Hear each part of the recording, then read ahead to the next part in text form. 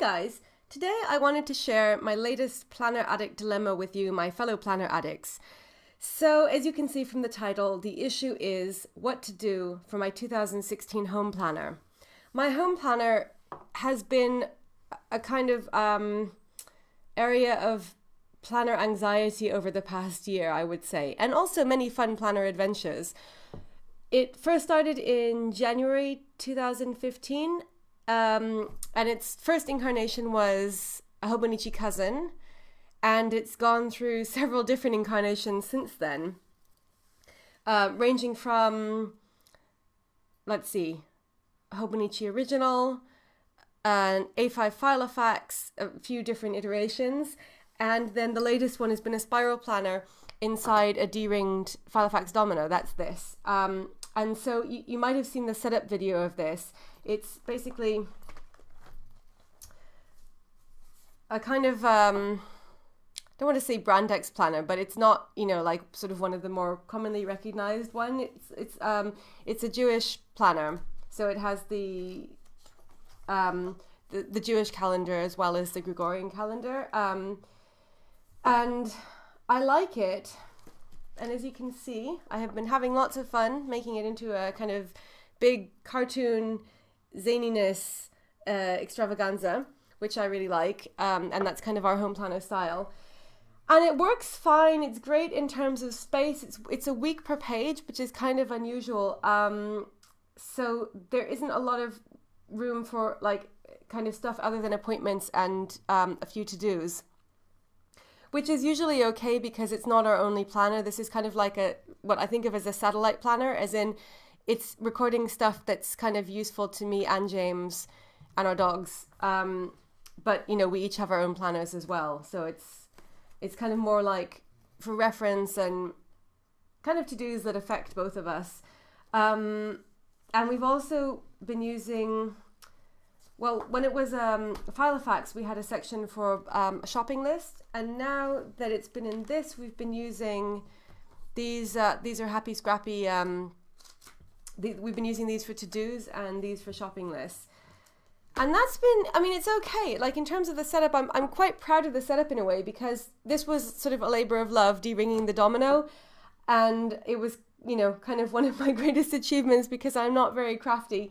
And then, you know, like covering this, and I've sort of customized it a bit, which was really exciting because I'd never customized a spiral planner before. So I put this dashboard in. This is also Happy Scrappy.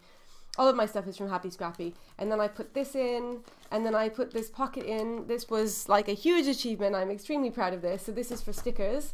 And then another dashboard, and then I put this plastic cover on the back because the actual cover is in here. So like I've put a lot of work into it, and it's been fun. So not that I'm, you know, complaining. I enjoyed it, but I kind of feel like I'm invested in it. So why would I think to change it? Because it's only just started. This started in September, and we started using it at the end of October.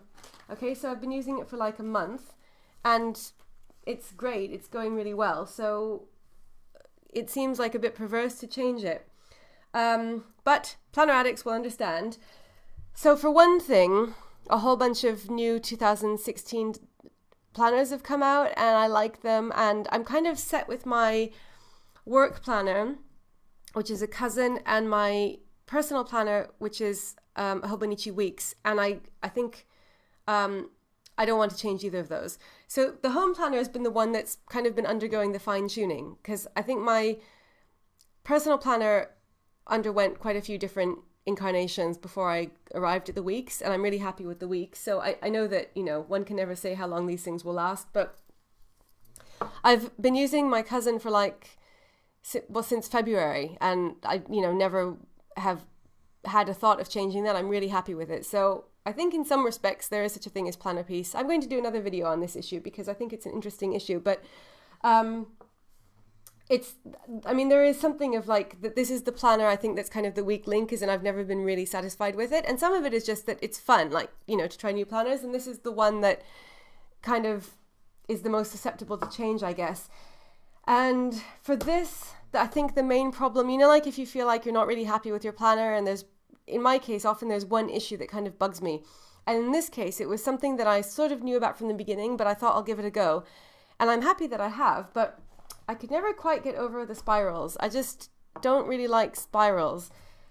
And there's no practical reason for this. It's not like, it doesn't interfere with the writing like rings do. I've always had a problem with rings because of, you know, they get in the way, but the spiral really doesn't. It's very unobtrusive. I like the paper. It's like very nice, like thick, good quality paper. I don't even actually write on it. I just put stickers on it, but I still like the paper. I really like having the Jewish calendar because that's convenient for us. The week on a page is fine.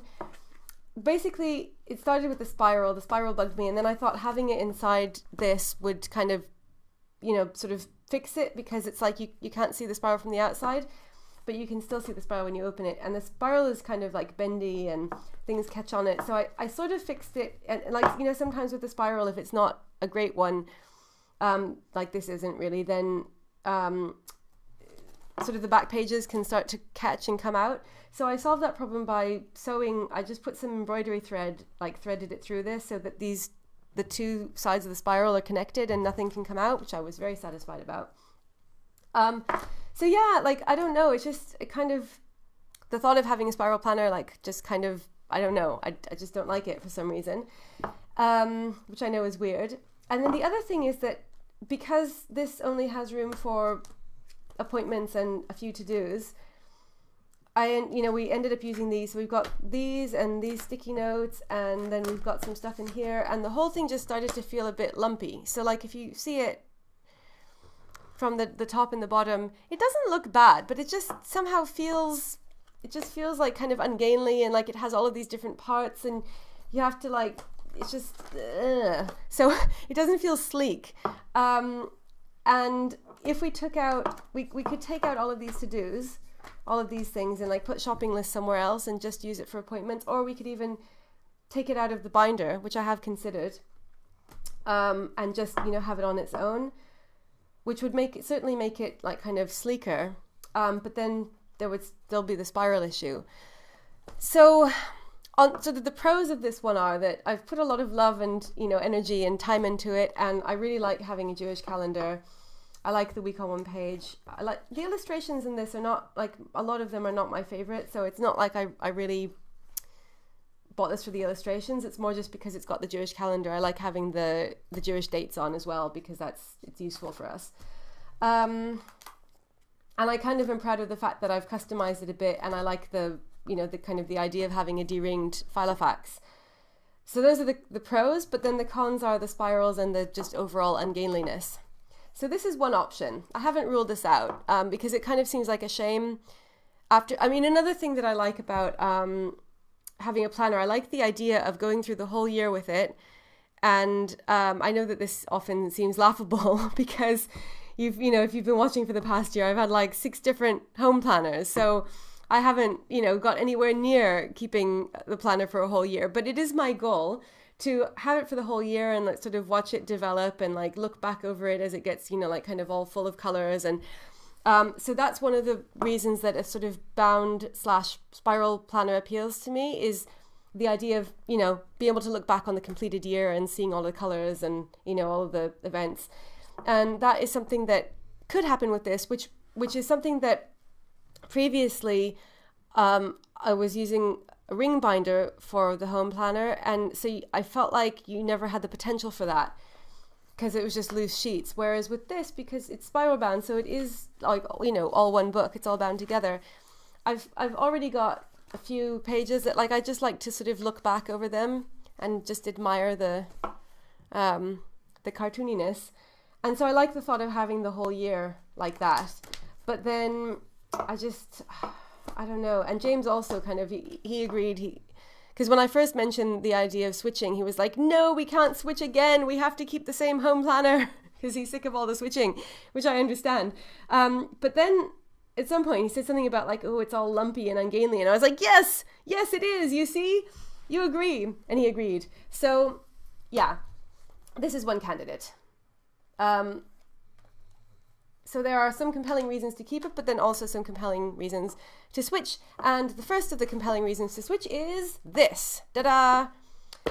The Paper Blanks Ultra Azure Planner. So I did a review on this a little while ago, And this is just so beautiful. Like originally we were going to use this as a sort of like joint family gratitude book, but it's just so sleek and beautiful and elegant, and it's everything that I love about planners. I'll cover that one up so as not to reveal the surprise just yet for the third candidate. So yeah, everything I love about planners, like it looks like a beautiful hardback book. It's bound.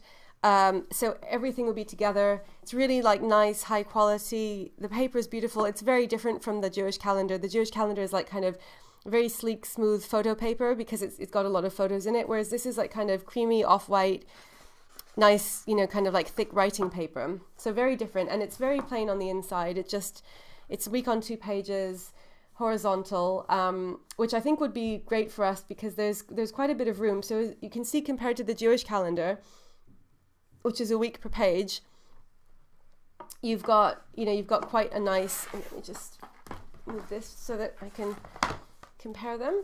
So they're about the same size, by the way. All of these planners are roughly the same size. So this is a week per page. This one is a week on 2 pages, so we'd have quite a bit more room. So I was thinking I could divide this into appointments on one side and to-dos on the other side, and it would be in the same kind of cartoon style, by the way, with stickers, because that's the style that we like for the home planner. So yeah, I could divide this with washi tape and then have appointments here, to-dos here, and then we could put shopping list down here. There's a notes section. So I think that this would be very practical. And there's really like nothing wrong with it. It's got this pocket in the back and I've already put some stickers in, just like kind of trying out the idea. And then we've got this Leuchtturm pen loop. So I just really like the idea of this. And I think that if we were to use this, that I would totally commit to using this for the year. In fact, I have been made to promise. James said, I must swear that we will use it for the year. And I was like, yes, I swear. But I think that I could actually do it in this case because it's just so beautiful. It's like, what more could you want? I love bound planners, and this is just like, I love the cover, and I think, you know, I really don't see what could go wrong. So that is an option. And I'm really tempted by this one. It's a little bit bigger than A5 size in terms of paper. It's about the same size as the like kind of Filofax A5 binder. But it's, I mean, first of all, we don't take the home planner out, so it wouldn't be a problem. And secondly, it's like kind of, it's pretty slim, so it's not like ultra bulky, and that really appeals to me. I would keep a few stickers in here, but because I'd be using it at home, I would have easy access to my sticker binder if I needed it. So I just keep the essentials in here. And it's got the pen loop. Like I think the only thing that it doesn't have is it doesn't have pages for like reference. It does have a few notes pages at the back. So, and it has like birthdays and important dates. So I guess we could use these for things like, we really don't need to keep track of a whole bunch of sort of reference stuff in the home planner, but things like Panda, our dog's weight, we keep track of, and there's enough room that we could put that here. Yeah, so I don't think there are any practical problems with this, and it would be beautiful. So this is like definitely a strong contender. Next up, we have this. So you might have seen this. This is another kind of obscure-ish planner that I did a review of. And I got this as a present. Well, the idea was that I would give it as a present, but I really wanted to see what it looked like. And I just fell in love with it. And I really like, there are a few things that I like about it. One, it's like, again, like this is just like a beautiful hardback book. It's just like really, really nicely done. It doesn't feel like a planner. It feels like, you know, an actual, like an art history book. And it's from the National Gallery in London, and so it's got all of these like amazing paintings, and it has these like full page, full color reproductions. Like again, the paper is like kind of really smooth, glossy, like photo paper, like what you would get in a coffee table book. And it has this really interesting weekly layout. So it's a week per page, but it goes like kind of vertically. So it's got Monday, Tuesday, Wednesday there, and then Thursday, Friday, Saturday, Sunday. And as in the rest of these planners, you'll notice that it doesn't have a shared weekend, which I like. I hate it when the weekend is shared. I think a lot of people feel the same. So I really like the layout, and this is a layout I've never seen before. So there's something kind of appealing about it. And I just love the idea of filling this with stickers and making it cartoony. in terms of space, there's not as much space as this one has, but there's definitely as much space as this one does. So it wouldn't be really a step back. And I wasn't planning to use this and I wanted to give it away, but I don't know, I really like the idea of having this. It's like part art history book, part planner, and something about that seems just like extremely deliciously decadent. So I'm really kind of tempted by this because I've never had a planner like this, and I think that it would be beautiful. And like, again, I don't think I'd have a problem using this for the whole year because it's so beautiful and there's so many paintings that I like. I love this painting. So like, you know, getting to have that combined with the planner is just awesome. In practical terms, there are a couple of issues with this which probably make it less of a sensible choice. One is the space issue. There's not as much room. Another one is it doesn't have a pocket. It doesn't have anywhere for storage. So you could get a Leuchtturm pen loop for it, which would solve the pen problem, but I'd have to make a pocket for it for stickers. And I think that that would make it less kind of, you know, sleek and sort of detract from what I like about it. This one has got a built-in pocket. So if you put a few stickers in, it doesn't really cause a problem. But I think that making a pocket for it, somehow it feels like, I'm sure that somebody could do it, you know, like a really crafty planner person could do a beautiful job of a pocket. But somehow, because this feels like a book, you know, like an art history book, it's not the sort of thing you'd picture with a pocket full of stickers. So I kind of think that maybe for that reason, this is not as much of a practical choice, but I'm just still really tempted by it. Okay, and I thought that that was it, but then I've actually recently discovered another candidate. This. So this is a Love Doki Traveler's Notebook. And I actually got this intending to use it as a cover for my Hobonichi Weeks. But then when I got the Weeks, I realized that I didn't like the way it fit. It was too big. I know that there are people who use their like regular size Traveler's Notebook as a Weeks cover, and that was where I got the idea, but I just didn't like it myself. It was kind of there was too much overhang, and yeah, it wasn't kind of what I was looking for. So then I wasn't sure what to do with it. And so I decided to switch my Happy Scrappy subscription from an A5 ring planner kit, which I'd been getting before because I realized that I didn't want to use ring planners anymore, to the Traveler's Notebook kit, because I thought like I've never used a Traveler's Notebook as a planner. I've only used Traveler's Notebook covers as notebook covers, like for individual notebooks that I'm using either like for teaching. I've had some that I've put my lesson plans in, and then I had one that I have like a notebook that I'm using for a work project in. So I've never kind of experienced the proper, you know, Traveler's Notebook as planner experience, and I kind of felt like I wanted to. And also I thought the Traveler's Notebook inserts are pretty useful, you know, they're just booklets, so you can use them on their own, or just put a single one in a cover. You don't, unlike the A5 punched inserts, because you can only use them in a ring planner. So the Happy Scrappy inserts came, and they're just so cool. So I've only got 2 inserts in here at the moment. And this is from the November Happy Scrappy kit, and like this is just so awesome. It's stitched. It's really, really nice paper quality, and it's got all of these like cool inserts. So it's got this one, which is like you have check boxes for the week, and then you have some graph paper, and then it's got a week on 2 pages, like again with equal space per day, no shared weekend, yay, and some space per notes. And then it has like a kind of checklist or shopping list, and then it has this weekly insert, which I think, I mean, you could use this for all kinds of different things, like, you know, routines and stuff, and then some more notes pages, and then a whole piece of graph paper, and it repeats. I think that there are 8 weeks worth in this. And then this was the October kit, which I ordered separately, and this has got all kinds of like cool inserts in it as well, from like the graph paper to like kind of sticky note paper designs, some blank paper, different kinds of, you know, like lines and to-do lists and stuff. So between the 2 of these, you really would be covered, because we could put things like, this would be our appointments, This would be a shopping list. This could be to-dos. That is for notes. Like there's really quite a bit of scope for this. And then you've got this whole other insert, which you could also use for notes and, you know, like kind of other stuff. And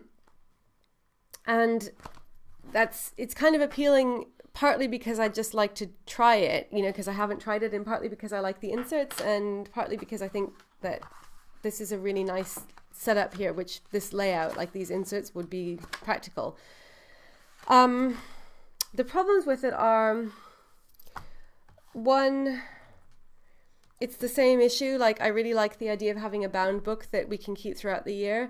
And if we use these, I think this has been one of the reasons why I've never used a traveler's notebook as a planner, is because I somehow, like the idea of having these booklets that you have to switch out relatively regularly, just somehow I've never been very happy with that as a planner.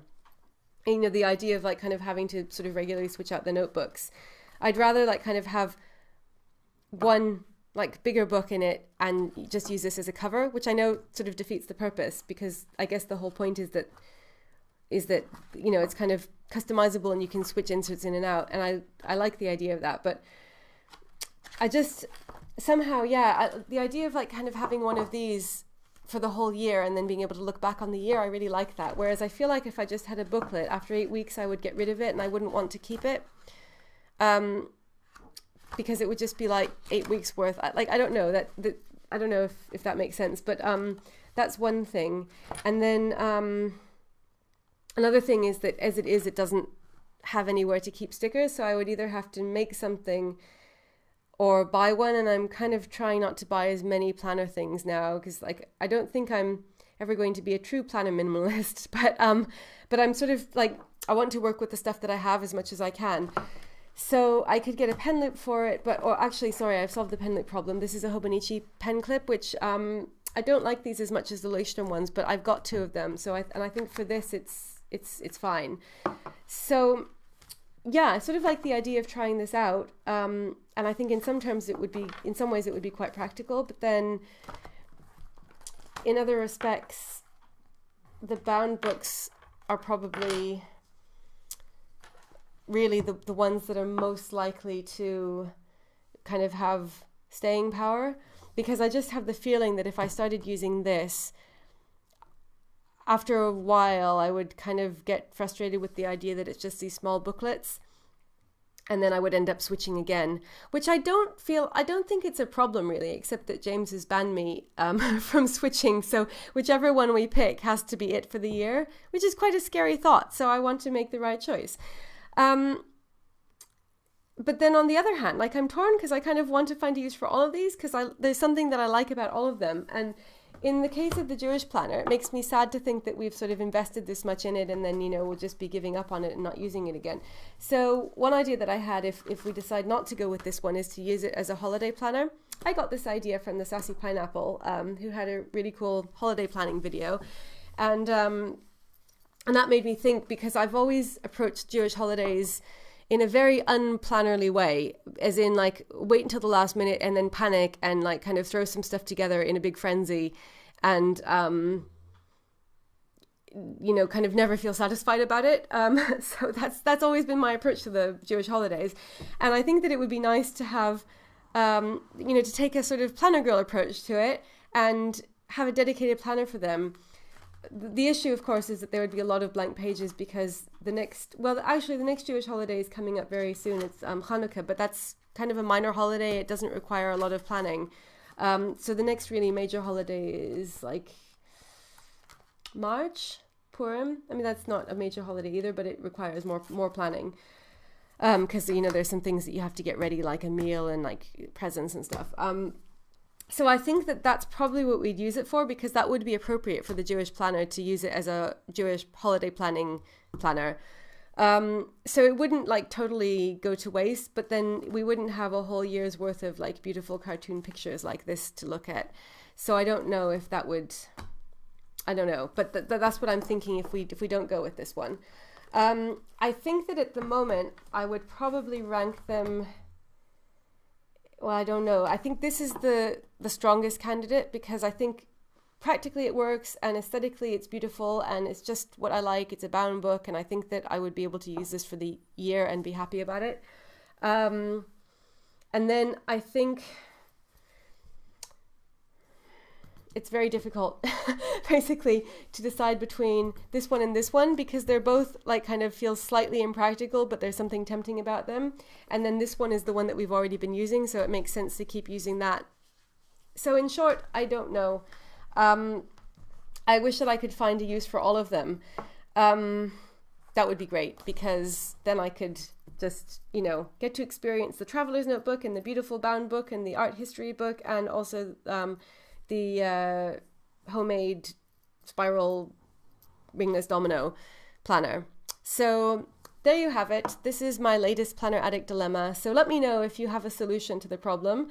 And if you have a similar planner addict dilemma, let me know about that as well. So as always, thank you so much for watching and I will see you again soon with another video. Bye!